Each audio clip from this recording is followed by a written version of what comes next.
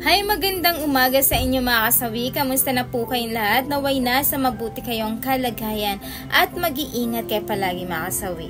Ma'am, bakit po yung asawa ko araw-araw ko siya dinidiligan? Dinidiligan ko siya, wala siyang gana sa akin tuwing mag-est namin kahit nga naliligo siya, gagalawin ko siya parang wala lang sa kanya. Ganun po ba pag ibang lalaki na siya, ma'am? Advice naman nga naglaho na siya at sumama na siya sa lalaki niya ngayon. So yung ating sender ay isang lalaki na sabi niya tuwing nagjugjug siya sa kanyang misis ay wala na itong gana. In short, kahit na araw-araw niyang diligan ay wala nang, dead man na lang si babae. Pero as of now daw ay sumama na si babae sa kanyang lalaki.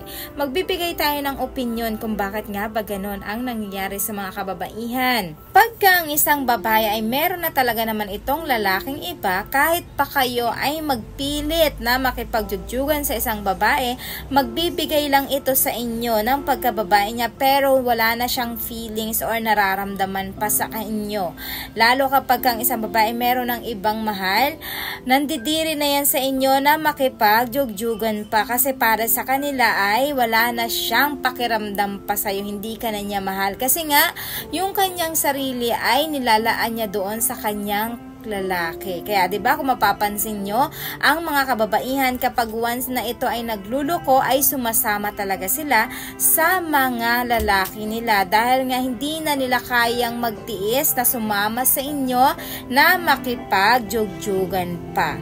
Kumbaga ang babae kasi hindi yan kagaya ng mga kalalakihan na kahit hindi nyo mahal ang isang babae ay nakikipagjugjugan pa rin kayo, nakikipagplastikan pa din kayo at higit sa lahat nakakaya nyo na maglabing-labing sa kanila kahit without feelings. Hindi kagaya ng babae kapag wala talagang mararamdaman ito sa'yo ay ipaparamdam niya to sa'yo at higit sa lahat wala na talaga siyang pagmamahal pa na natitira sa'yo kaya yung option niya ay sumama na lang sa ibang lalaki na kanyang bagong kinalulukohan. Kaya yung ending ay talagang para ma-realize mo na hindi ka na niya mahal. Lagi mong tatandaan yan sa ating sender. Kasi may mga kababaihan talaga na ganyan yung kanilang ginagawa kapag meron na silang babae, ipaparamdam talaga nila sa'yo. Talagang wala na kayong halaga sa kanya, yung talagang wala na kayo kaya sa mga kalalakihan, kapag ganito yung kinikilos ng mga asawa ninyo, so isa lang yan sa mga sign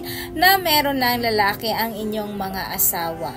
Kaya lagi niyang tatandaan, kapag ganito naranasan mo to, mas maganda kausapin mo yung asawa mo, ipagtapat mo na may iba ka nang nararamdaman na bakit nag-iba na siya para sa'yo. Para aware naman yung asawa mo na may pagbabago na para sa kanya, na kinikilos niya. Yun lamang po mga kasawi yung ating opinion sa ating sender.